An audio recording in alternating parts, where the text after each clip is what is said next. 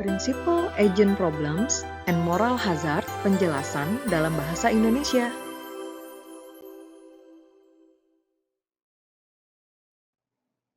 Apakah itu Principal Agent Problems atau masalah prinsipal dengan agen, dan apakah itu moral hazard atau bahaya moral?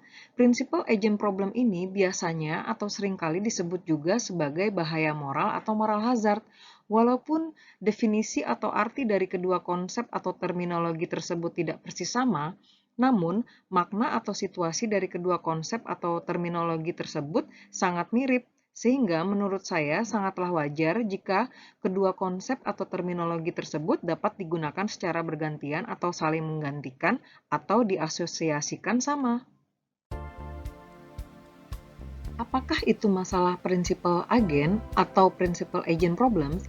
Cara termudah untuk memahaminya dengan cepat adalah dengan contoh. Mari kita bayangkan ketika Anda membawa mobil Anda ke toko atau bengkel layanan perawatan atau pemeliharaan kendaraan, dan mekanik di bengkel tersebut mengatakan kepada Anda bahwa kendaraan atau mobil Anda memerlukan sejumlah perbaikan. Apakah Anda benar-benar membutuhkannya? Mekanik pasti memiliki pengetahuan dan memahami lebih banyak tentang perbaikan mobil daripada Anda. Tetapi, Anda sulit untuk mengetahui dengan pasti benar atau tidaknya apakah ia mengatakan hal yang sebenarnya mengenai perbaikan mobil Anda. Anda tentu tidak ingin membayar biaya atau ongkos perbaikan mobil yang tidak Anda perlukan. Hal ini adalah salah satu contoh dari masalah principal agent problems, dan hal ini bisa muncul ketika dua insentif dari dua pihak dalam suatu transaksi tidak selaras atau tidak sejalan, sehingga terjadilah konflik kepentingan.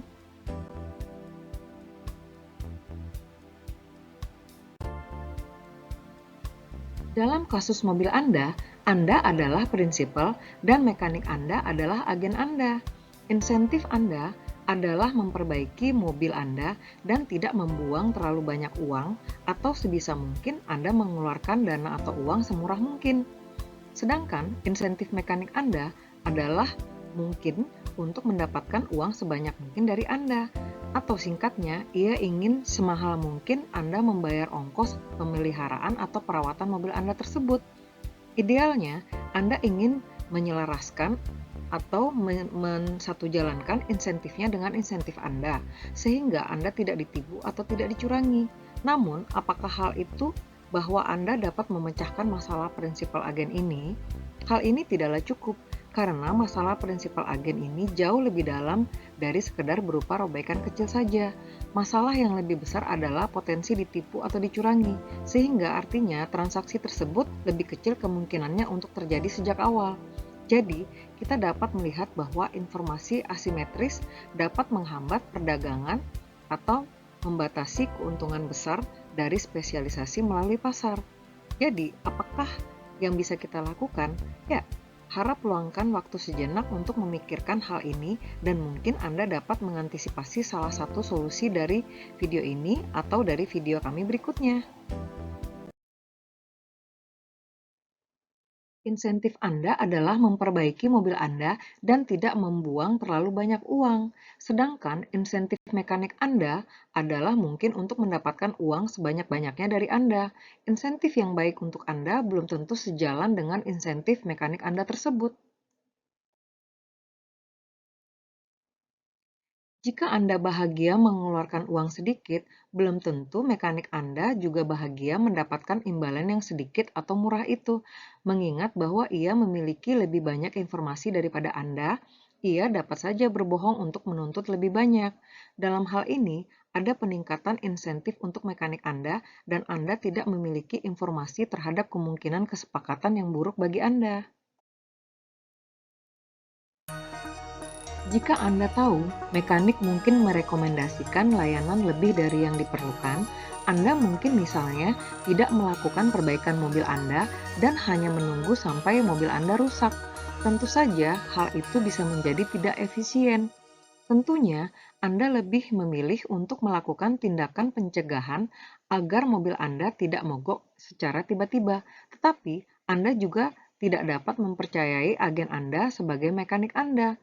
Jadi, Anda tidak melanjutkan perawatan atau perbaikan mobil Anda tersebut karena takut ditipu atau dicurangi oleh mekanik Anda tersebut. Ternyata, masalah principal agent ini atau principal agent problems ini biasanya muncul ketika ada informasi yang asimetris atau asymmetric information, yaitu ketika salah satu pihak dalam informasi tertentu memiliki informasi yang lebih banyak dan lebih baik daripada pihak lainnya.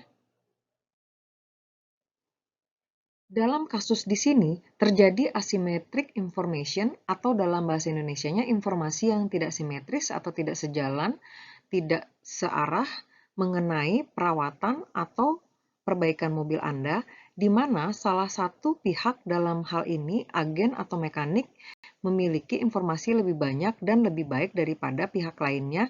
Dalam hal ini Anda sebagai prinsipal atau pihak yang memiliki mobil tersebut. Jadi, seperti dalam contoh informasi untuk perawatan atau perbaikan mobil tadi, kinerja mekanik mobil sebagai penjual jasa perawatan atau perbaikan mobil ditentukan dengan segala upaya atau usahanya atau effort mekanik tersebut dalam melakukan perawatan atau perbaikan mobil Anda. Dan di sini, Anda sebagai prinsipal yang membeli jasa perawatan mobil untuk mobil Anda ini harus membentuk struktur upah atau ongkos yang menstimulasi kinerja mekanik mobil Anda tersebut untuk melakukan usahanya atau upayanya atau effortnya dengan lebih banyak.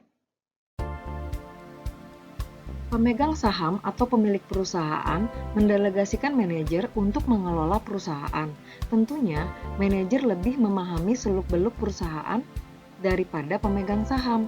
Para pemegang saham mengharapkan agar pengelola perusahaan sesuai dengan keinginan pemegang saham. Pemegang saham mengharapkan peningkatan nilai perusahaan atau nilai saham mereka secara terus-menerus. Delegasi atau pendelegasian ini dapat dianggap sebagai sebuah transaksi. Pemegang saham membeli jasa tenaga kerja manajer dengan gaji atau upah manajer. Gaji atau upah manajer ini harus sama atau lebih dari biaya peluang atau opportunity cost manajer tersebut jika manajer tersebut bekerja di tempat lain. Kinerja perusahaan ditentukan oleh segala upaya atau usaha atau efforts manajer dalam mengelola perusahaan.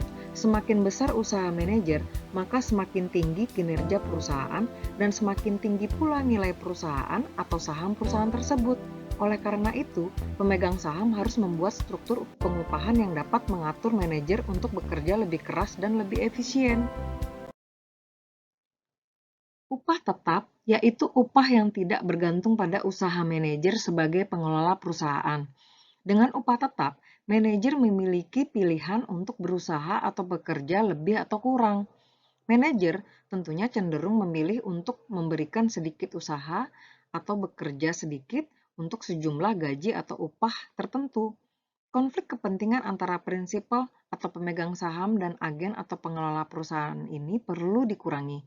Salah satu solusi principal agent problems atau masalah antara agen dan prinsipal ini salah satunya adalah dengan struktur upah yang menstimulasi atau merangsang atau memicu manajer untuk memberikan lebih banyak usahanya. Manajer cenderung memilih untuk memberikan sedikit usaha atau effortnya untuk sejumlah gaji atau upah tertentu. Perilaku manajer yang tidak dikehendaki atau tidak diinginkan pemegang saham atau pemilik perusahaan ini disebut moral hazard atau bahaya moral. Moral hazard ini merupakan situasi di mana seseorang atau organisasi tidak memiliki insentif untuk bertindak jujur atau dengan kehati-hatian. Istilah ini terutama digunakan di dunia asuransi, di mana contoh khas orang yang terkena moral hazard atau bahaya moral adalah pemilik kendaraan atau mobil yang diasuransikan, yang memiliki sedikit atau tidak ada insentif untuk waspada terhadap pencurian atau risiko lainnya. Moral hazard atau bahaya moral ini sangat erat kaitannya dengan konsep seleksi yang merugikan, seperti ketika seseorang yang membeli asuransi kesehatan menolak mengungkapkan kemungkinan lebih besar bahwa ia sebenarnya membutuhkan perawatan kesehatan di atas rata-rata. Struktur upah manajer harus memperhatikan dan dikaitkan dengan upaya atau usaha manajer. Namun, biaya untuk pengendalian atau kontrol dan pengawasan manajerial sangat tinggi, sehingga menjadi tidak ekonomis. Pemegang saham atau pemilik perusahaan harus mencari variabel yang terkait erat dengan upaya manajer, tetapi relatif mudah diamati atau diobservasi oleh pemegang saham atau pemilik perusahaan. Variabel statistik ini adalah variabel instrumen, salah satu variabel instrumen untuk mengukur dan mengontrol usaha atau upaya manajer adalah dengan output perusahaan atau jumlah produk perusahaan yang dihasilkan ketika manajer tersebut mengelola perusahaan. Seperti yang telah dijelaskan, masalah agen atau pengelola perusahaan dengan prinsipal atau pemilik perusahaan pemegang saham ini dapat dianggap konsep atau terminologi yang dapat digunakan secara bergantian dengan konsep moral hazard atau bahaya moral yang merupakan masalah dalam pendelegasian dari pemegang saham atau prinsipal kepada manajer atau agen. Karenanya, bahaya moral atau moral hazard ini biasanya juga disebut sebagai principal agent problem. Perlu diperhatikan bahwa perilaku moral hazard adalah perilaku yang rasional. Namun, perilaku rasional manajer ini tidak sesuai dengan keinginan atau kehendak pemegang saham. Konflik kepentingan antara prinsipal atau pemegang saham dan agen atau pengelola perusahaan ini perlu dikurangi. Salah satu solusinya adalah dengan struktur upah yang menstimulasi atau merangsang atau memicu manajer untuk memberikan lebih banyak usahanya, yaitu dengan struktur upah manajer yang harus memperhatikan dan dikaitkan dengan upaya atau usaha manajer. Terima kasih telah menonton video kami. Jangan lupa untuk klik like, subscribe, dan share channel kami. Sampai bertemu lagi.